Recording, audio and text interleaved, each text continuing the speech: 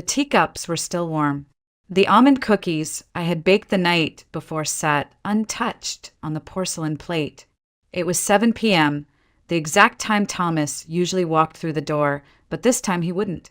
I stared at the front door for longer than I cared to admit, almost expecting to hear the sound of his key turning in the lock. But there was only silence, the kind of silence that settles into the bones when something is gone for good. My name is Vivian Carter, and for 15 years I believed I had the kind of marriage people envied.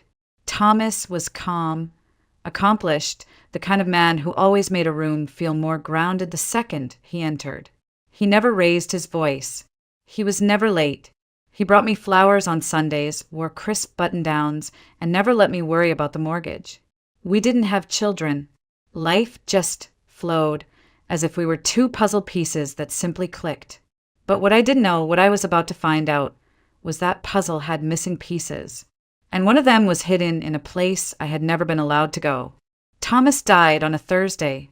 They said it was a heart attack. I remember the doctor's face as he said it, kind, rehearsed, detached. Massive myocardial infarction, he said. He went quickly. I nodded like I understood, like it made any difference. But it didn't. Not when you've just lost the only person you thought truly knew you.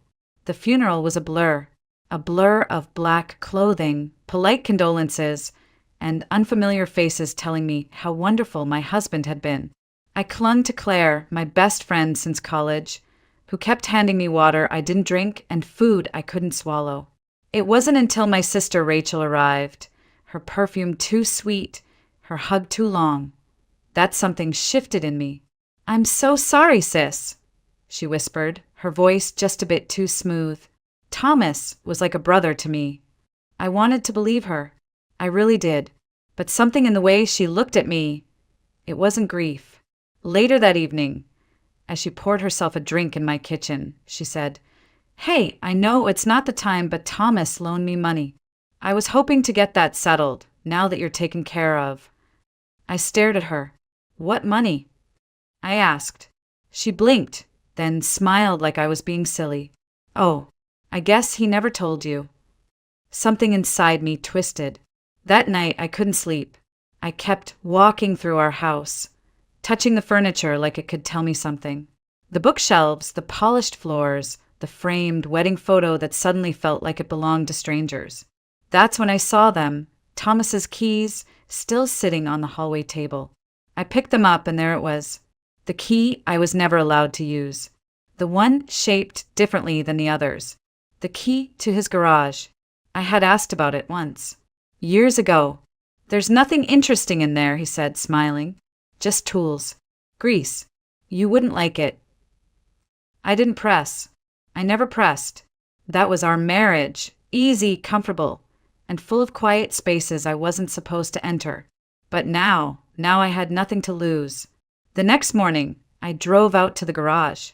It was in the old industrial district, behind a row of crumbling buildings with rusted roofs and weeds curling through cracked asphalt. Not exactly the kind of place you'd expect a man like Thomas to keep anything. But he came here once a week, every Thursday. Like clockwork. I never questioned it. The metal door was heavier than I expected. The key turned with a reluctant groan, and for a moment I stood there, afraid of what I might find on the other side. It smelled like dust and oil. I reached for the light switch, and then I froze. It wasn't a garage. It wasn't tools or boxes or car parts. It was a shrine to a life I never knew existed. I took a slow step inside. The fluorescent lights flickered to life overhead, casting a pale glow over the strangest room I had ever seen. The walls were covered, completely covered, in photographs, news clippings, hand-drawn charts, and travel maps. On one wall, dozens of printed photos were pinned in neat rows like some sort of obsessive collage. And every single one of them had Thomas in it, but not the Thomas the first knew. In these pictures, he wasn't wearing his usual tailored suits or polished demeanor. He looked different, relaxed. Worn jeans, casual shirts, messy hair. His face was softer, his posture less guarded. And in almost every photo, he was standing beside a woman. The same woman, She was beautiful, younger than me by at least 10 years, with dark hair and sharp, intelligent eyes. They were close, too close, her hand on his arm, his face turned toward her with a smile I hadn't seen in years. In one photo, they were at the beach, another in a ski lodge, then one at a candlelit dinner. There were timestamps handwritten on the back of some of them, 7 years ago, 5, 3, one from just a few months ago. August 2024. That one stopped me cold. Because on that day, I was at home cooking his favorite meal, waiting for him to return from a client meeting.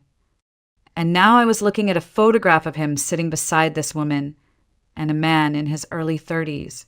The three of them were smiling, like a family. There was a name scribbled faintly on the back in Thomas's handwriting. Isabel and Logan. August 2024. My knees buckled. I reached for the metal desk in the center of the room to steady myself.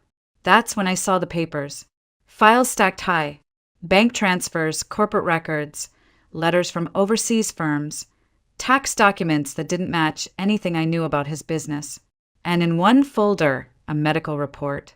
My eyes scanned the header. Crescent Heart Institute. It was dated less than 2 months ago. I found Thomas's full name printed at the top, followed by a diagnosis I could barely pronounce: ischemic heart disease. Stage 3, risk of cardiac arrest, high. He knew he was dying.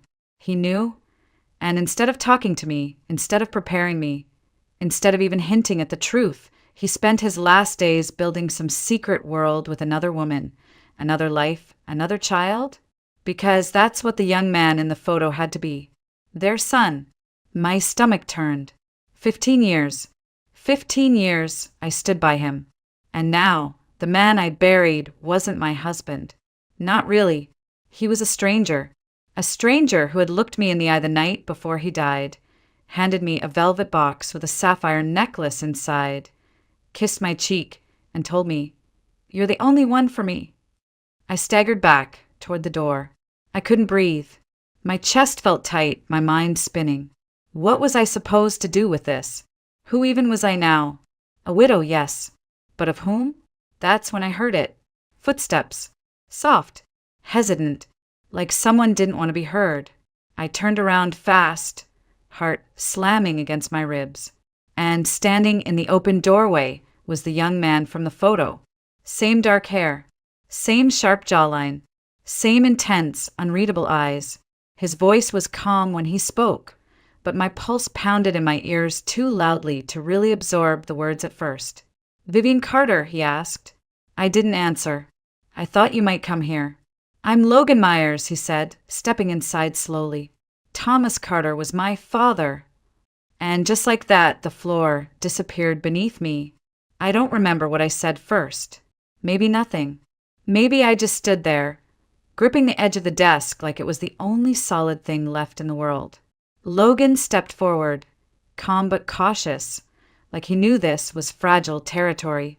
I stared at him, not just seeing him, but searching. There was no doubt. His eyes, they were Thomas's. Same intense gaze. Same silence that said more than words ever could. You're really his son." I finally managed to whisper. "Yes," Logan replied without hesitation. "And I'm sorry. I never wanted you to find out like this." "How long did you know about me?" I asked, my voice barely above a breath. "My whole life," he said with no trace of apology. He didn't tell me much, only that he was married, that you didn't know about me. He kept us very separate. My mother, Isabel, respected that. She never wanted to interfere. But after she passed away last year, things changed. Passed away. So now she was gone, too. Just like Thomas. I sat down in the dusty chair near the desk. My legs couldn't hold me up anymore. "Why are you here?" I asked. "Why today?" Logan reached into his backpack and pulled out a folded document yellowed at the edges. He held it out, and I hesitated before taking it. "It's a draft of a will," he said. "Unfinished. Unofficial. My father gave it to me 2 weeks before he died. He said the official one would go to you, But this was just in case. I unfolded the paper, and there it was, Thomas's handwriting, steady and familiar, looping across the page like it always had on birthday cards and dinner notes. It wasn't notarized, just scribbled lines dividing assets. Mention of Logan. A reference to a company I'd never heard of, Mercury South Holdings. And one more thing, access to remaining documents secured in office vault. Code linked to personal item gifted to V. I froze. Personal item. Gifted to me. The necklace. The sapphire necklace he gave me just 2 nights before he died.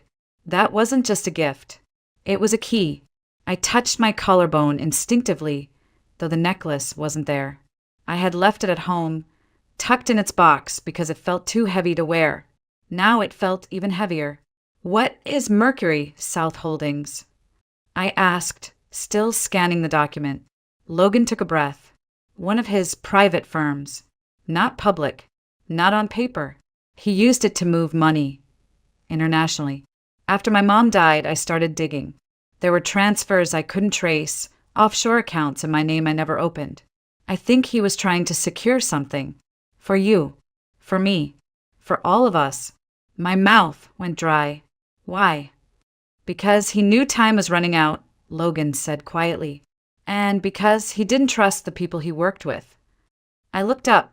What people? Logan's face darkened. He never said names, only that if something happened to him, someone would come looking.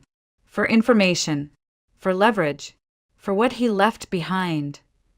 I leaned back in the chair, my thoughts racing. A second safe, a company I'd never heard of, a necklace that might hold a code, and a man I had loved for 15 years, who'd built an entire world outside of me. You're saying there's more, I said. That the will, the files, the photos, all of it was just the beginning. Logan nodded. I think he left things behind. Not just for us, but to protect us. I stood slowly, my legs still unsteady, and looked around the room one last time. It no longer felt like a shrine. It felt like evidence and a warning. I need to go home, I said, voice hoarse. I need that necklace. Can I come with you? Logan asked.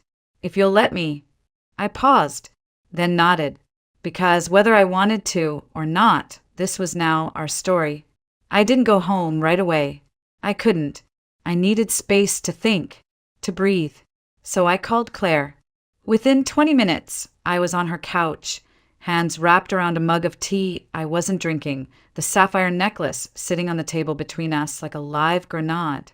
Claire didn't ask questions. She never did, not until I was ready. And when I finally told her everything about the garage, the photos, Logan, the will, she didn't say, I told you so. She just whispered, I'm so sorry, and reached for my hand. But I wasn't ready to cry. I wasn't ready to collapse. I needed answers. I needed someone to blame. So I drove to Rachel's condo. It was a newer building on the north end of town. One of those luxury developments with underground parking, coded gates, and concierge service. Strange, for someone who had always complained about money. As the elevator climbed, I could feel my anger rising with it. She opened the door barefoot, wearing silk pajamas and a glass of wine in one hand. Her makeup was perfect. Her hair styled like she was expecting company. Well, if it isn't my grieving sister, she said with a smug smile. Come to inspect the widow's inheritance. Cut the crap, Rachel, I snapped. We need to talk. I pushed past her into the living room, where a framed photograph caught my eye. It was her and Thomas, laughing, toasting champagne. The date, stamped in the corner, made my stomach flip. 5 years ago. What the hell is this? I demanded, pointing at the frame. Rachel sauntered over, taking a long sip of her wine. Oh, that? A company holiday party. You were too tired to come, remember? Thomas insisted I join him. She said it like it was nothing, like sharing champagne with my husband while I stayed home folding laundry was completely normal. We always got along so well, she added casually. I turned to face her fully. How well, exactly? Her smirk faltered. I know about Isabel, I said. I know about Logan, about the garage, the fake company, the will. I know everything. So if there's more, tell me now. Rachel's eyes narrowed. She walked over to her liquor cart, refilled her glass, and said softly, "Fine. You want the truth." She set the glass down and placed a hand on her stomach. "I'm pregnant," she said, "and it's Thomas's." I didn't move. I didn't speak. My brain just shut down. 10 weeks, she continued. I found out a week before he died. He knew. He said he'd take care of everything. He even told me he would leave Isabel soon. I froze. You were still seeing him after Isabel died. Rachel gave a small shrug. She was never supposed to be permanent. I was always the one who stayed. I felt like I was floating outside my body. The walls, the furniture, the sound of the refrigerator humming, all of it faded into background noise. "You slept with my husband," I whispered. Rachel shrugged. "Don't act so surprised. You had your perfect little life, your perfect house, your perfect dinners at 7 o'clock. Meanwhile, I was struggling to pay rent, working dead-end jobs, listening to Mom compare us like I was some failed version of you. Then Thomas started showing up, offering help, listening." She looked up at me, eyes suddenly sharp. "You were his routine. I was his escape." The slap came before I realized I'd raised my hand. Rachel's head snapped to the side. Her wine glass shattered on the floor. She didn't cry. She didn't yell. She just smiled. "Now, there's the real Vivian," she said. "Not the prim, perfect wife. The woman who just found out she's been living a lie." I turned away, breathing hard, hands trembling. "Why didn't you tell me?" I asked, quieter now. "Because you never would have believed me," she said. "You always thought I was jealous. And maybe I was. But this wasn't about you. This was about me finally getting something for myself." I shook my head. "You didn't just take something. You stole everything." She walked closer, her expression suddenly unreadable. "Say what you want, but that baby growing inside me, he or she is your family, whether you like it or not." My throat tightened. I wanted to scream, to break things, to rewind time. But instead I said, "I'll honor what Thomas left in his will. Not for you, for the baby, because they didn't ask for this mess." Rachel blinked. Her voice softened for the first time. "You mean that?" "I don't know what I mean," I whispered. "But I know this. I need to leave." I walked toward the door, ignoring the glass crunching under my shoes. My fingers trembled as I grabbed the handle. "Behind me," she called out. "You think I'm the worst thing Thomas did." I didn't answer, because I wasn't sure anymore. I didn't go home that night. I couldn't bear to step into that house with its carefully arranged dinnerware and untouched bed. Instead, I returned to Claire's, clutching the sapphire necklace in my fist like it might burn a hole through my skin. She didn't ask where I'd been. She just opened the door, looked at my face, and said, "You need sleep." But I couldn't sleep, not when every room in my mind was crashing inward. The next morning, Logan picked me up in his car. "Claire came too," she insisted. "You're not going into your husband's secret vault without backup," she said, tossing her coat over her shoulder. Thomas's office was in a high-rise downtown. He'd always called it just a satellite space when I asked somewhere to take private meetings, he'd said. I never once set foot inside. But Logan had a key card. "I'm listed as a co-owner," he said, scanning us through security. The receptionist barely glanced up. Thomas had built a life so compartmentalized, it never needed explaining. The elevator ride felt like years. At the 14th floor, Logan led us to a glass-walled office with cold, modern furniture and no trace of warmth. Not a single photo of me. No framed memories. Just sleek surfaces, gray walls, and a subtle scent of cologne I hadn't smelled before. "There!" Logan pointed to a large, abstract painting mounted behind the desk. "The safe's behind that." I reached into my bag and pulled out the necklace. My fingers found the small clasp. I twisted it counterclockwise. Click! A hidden compartment popped open on the back of the sapphire pendant. Inside, a thin metal plate no larger than a SIM card. Numbers were engraved along the edge. Logan took it carefully and slid it into the keypad on the safe. A low beep, then a soft whir. The door opened. Inside were stacks of documents, a sleek black flash drive, a small wooden box, and a single silver key attached to a tag that read, Bank Safe Deposit Federal Trust. Logan pulled out the documents. Contracts, transfers, financial statements. Some of these names, they're international banks. He wasn't just hiding money, he was moving it. Offshore. Fast. I picked up the flash drive, but didn't plug it in. Not yet. Then I opened the small wooden box. It was a ring, a simple gold band with a small diamond. My breath caught in my throat. It wasn't mine. Inside the band, an inscription, and always. Not V. Not me. N for Isabel. Jesus, Claire whispered beside me. Logan looked away, jaw tight. He bought her a ring, I said, my voice barely audible. He was going to propose. Or maybe he already had. I couldn't move, couldn't speak, couldn't cry, because there in the cold silence of my dead husband's office, I realized the truth I hadn't dared name. He loved her. He might have loved me too in his own way. But her? She got the part of him that was real, the part that smiled in photographs, that vacationed, that laughed. And the rest? The rest was a performance. A polished husband with dinner at 7 o'clock, roses on Sundays, and a safe full of secrets. Then Logan handed me a letter, folded neatly, my name on the front. I unfolded it with shaking hands. Vivian, if you're reading this, it means I'm gone. I'm sorry. I never had the courage to tell you the truth, to say out loud what I should have said years ago. I was selfish. I built 2 lives because I couldn't give up either. And in the end, it cost me everything. I loved you. I know that sounds empty now. Maybe it always was. But I did, in the only way I knew how. I wanted you to have peace, to be safe. That's why I left you the papers, the access, the truth. Use them how you see fit. Burn them, bury them, or expose it all. It's your choice now. Forgive me if you can.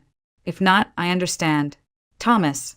I stared at the page until the words blurred. Then I passed it to Claire. She read it silently, then handed it to Logan. He didn't say anything. None of us did. Because what was there to say? The man we'd all thought we knew had shattered like glass. And all we could do now was decide what to do with the shards. We left the office in silence. The kind of silence that doesn't come from peace, but from the absence of anything left to say. Claire drove. Logan sat beside me, and I stared out the window watching Charleston blur into a palette of autumn gray.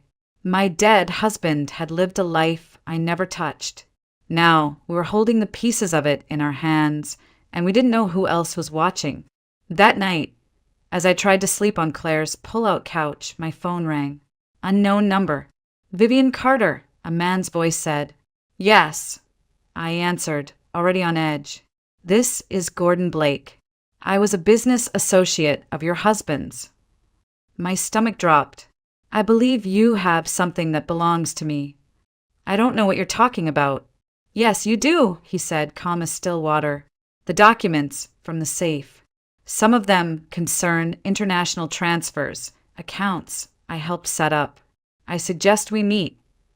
I'm not meeting anyone. You will, he said, because the other people Thomas worked with, they're not as polite as I am. They don't ask. He hung up. I stared at the ceiling for a long time, heart racing. In the morning, I told Logan. His jaw clenched as he paced the room. He contacted me too, he said. But there's more. Last night, someone else called. He handed me a slip of paper. Victor Crane. He claims he's the original source of the funds Thomas moved. He said if we don't return everything by the end of the week, there will be consequences. I didn't ask what that meant. I didn't need to. Logan pulled out the silver key from the safe. We still have the deposit box, he said. Whatever's inside might help explain who really owns what. But do we really want to open another box? I asked, trying to keep my voice from cracking. What if all it does is make things worse? Claire sat beside me. Then at least you'll know. The not knowing, it's what's killing you. She was right. So we made a plan. First, the bank. Then, if things still didn't make sense, we'd find someone who could tell us the truth. Thomas had to have had a fallback. A contact. Someone who knew what the hell he was involved in. That's when Logan said, "There's a name my mother mentioned once. Edward Holloway, Dad's old college friend." She said he was the only one who ever told Thomas the truth, even when he didn't want to hear it. "Do you know where he is?" "I think so," Logan said. Mom had his address in Savannah. She kept it in a box of emergency contacts. So we drove, a 2-hour trip in silence, rain trailing down the windshield like streaks of memory. Savannah greeted us with oak trees and damp air and the kind of stillness that only old towns seem to carry.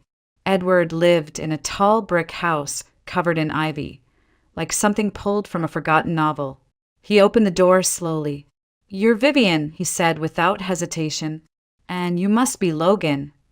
You knew we'd come?" I asked. He nodded.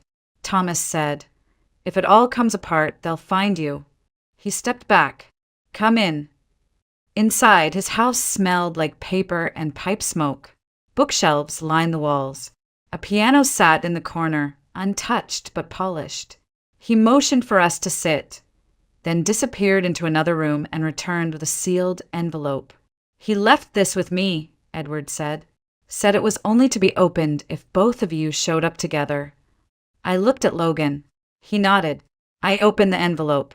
Inside was a short handwritten letter and a second will. This one was different. It named the child Rachel was carrying. It assigned 25% of Thomas's private savings, offshore unspecified, to the child once they turned 21. I felt the blood drain from my face. He planned for everything, even this. And with that, I realized we were standing at the center of a storm Thomas had built brick by brick. And now it was on us to survive it. I stared at the will again, at the name, unborn child of Rachel Carter, 25%, to be held in trust until age 21. It wasn't the money that stunned me. It was the precision. Thomas had planned this, all of it. Even after death, he was still 3 steps ahead. Why would he name the baby but not Rachel? I asked Edward. "Because he trusted the child," Edward said gently, "not the mother." Logan shifted in his seat. "This changes everything. It means Rachel can't touch that money, not legally." I looked down at the second will again. "And if she tries?" Edward nodded toward the flash drive. "Then you use that. From what Thomas told me, it contains detailed records of every transfer, every partner, every crime they committed to build this thing. If they push you, you push back." Claire exhaled beside me. "You have leverage." For the first time since Thomas died, I didn't feel small. I didn't feel like the woman who'd been lied to, cheated on, and left with broken pieces. I felt like the only one left holding the blueprint, and that was power. Logan leaned forward. "Vivian, I think it's time we stop reacting. We need to make a move, before Gordon or Crane does." I nodded slowly. "We go to the bank." We drove back into Charleston before noon. The Federal Trust building sat nestled between a law office and a historic inn, discreet and unassuming. The kind of place you'd walk by 100 times without noticing, until it mattered. Claire stayed in the car. "Just text if it gets weird," she said. "And if they don't let you in, cry. Nobody says no to a woman crying at a bank." Logan smiled at that. I didn't. Inside, the vault manager looked at the silver key, checked my ID, and raised an eyebrow. "It's been years since anyone accessed this box," he said. "It was registered under a corporate shield, Mercury South Holdings. He led us into the basement, past layers of security doors and concrete. The air grew colder, the silence thicker, and then we were alone with the safe deposit box. He handed me gloves. "Standard procedure," he said. "We'll give you privacy." The door closed behind us. My fingers hovered over the lock. "Ready?" Logan asked. "No," but I did it anyway. The key turned smoothly. The box slid out. Inside wasn't cash. No passports. No burner phones. No stacks of untraceable bills. Just one manila folder and a photograph.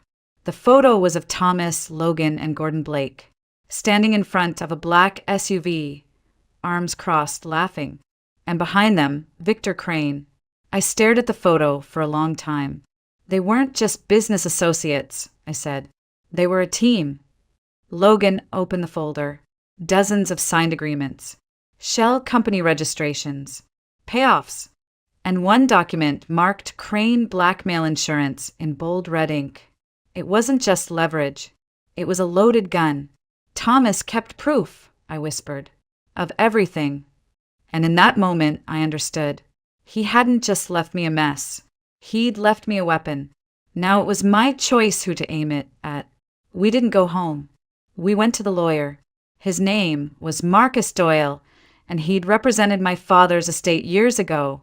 Straightforward, discreet, and allergic to drama. I told him everything. Almost. Not about the affair. Not about Rachel. Just the parts that mattered legally. The documents, the threats, the offshore accounts. He didn't blink. "Do you want to press charges?" he asked. "No," I said. I want insurance." He nodded. "Then we'll copy everything. Digitally. Physically. Store backups in 3 locations. One here. One with you. And one with someone not connected to you." "I know just the person," Claire said, smiling grimly. We spent hours scanning files. Thomas had kept meticulous records. Names, dates, wire logs, fake invoices. It wasn't just shady business. It was criminal enterprise. International. And with Thomas gone, they thought the evidence had vanished.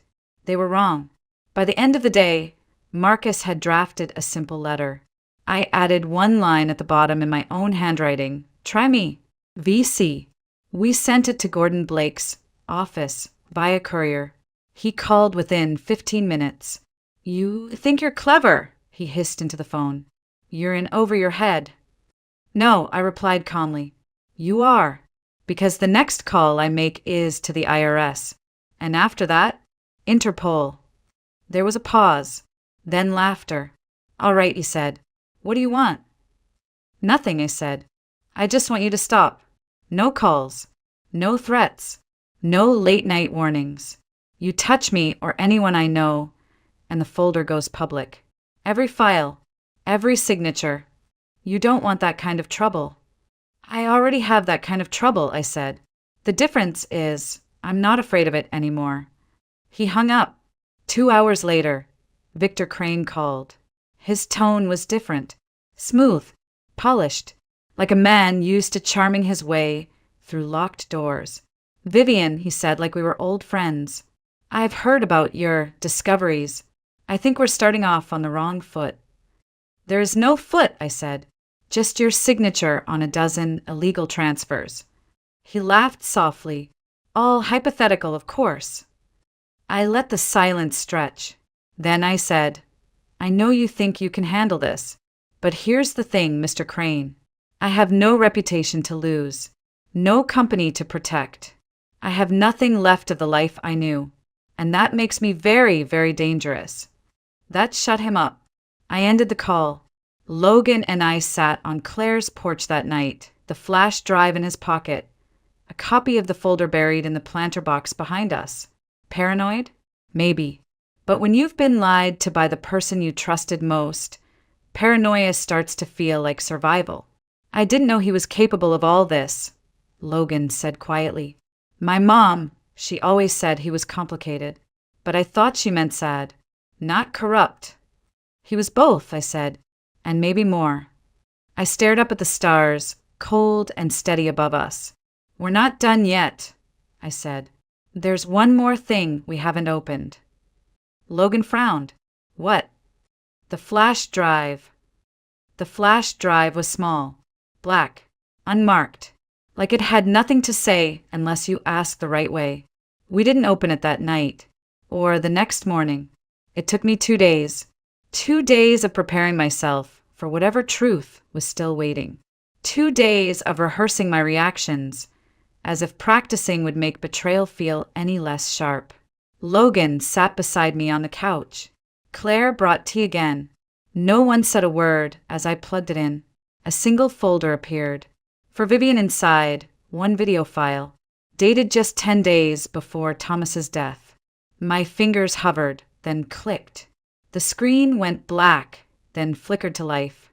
Thomas, not the one I'd seen in wedding photos or seated across from me at dinner. This Thomas looked hollow, eyes tired, shirt wrinkled, like he hadn't slept in weeks. He leaned forward. "Vivian," he said, "if you're watching this, it means I didn't make it. Or maybe I ran out of time." He sighed and rubbed his face.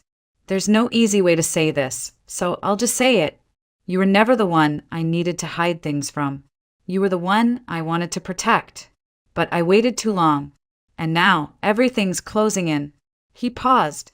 "There's someone you need to be careful with. Someone you trust more than you should." My heart slowed.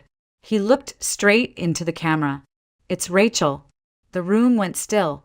She wasn't just someone I slipped up with. It wasn't that simple. She planned this from the beginning. The pregnancy wasn't an accident. The night I told her I couldn't keep doing this, she changed. Said if I left her, she'd go public. With the money, with the shell accounts, with everything I'd buried to keep you safe. He leaned closer. "I think she killed Isabel." My mouth went dry. "I can't prove it," Thomas said, but the timing was too perfect. Isabel had just packed her bags, told me she booked a one-way flight to Lisbon.